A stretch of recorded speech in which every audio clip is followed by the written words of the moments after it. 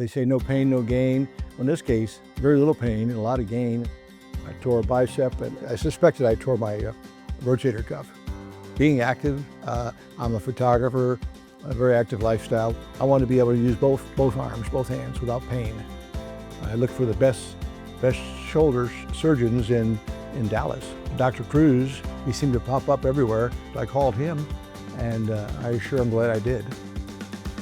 They did the ultrasound, and I liked their technology. I got to hear how exactly it was done, and that I wouldn't have to wear a sling for 6 weeks.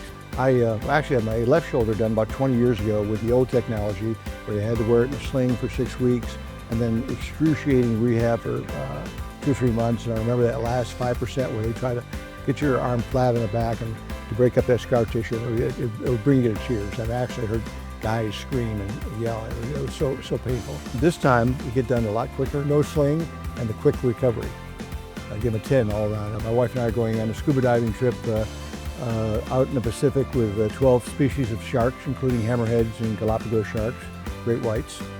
We've been cage diving 3 times with great white sharks, and so we're very active. And we're going to Alaska in mid-March to look at the northern lights and do some photography and snow sledding up there.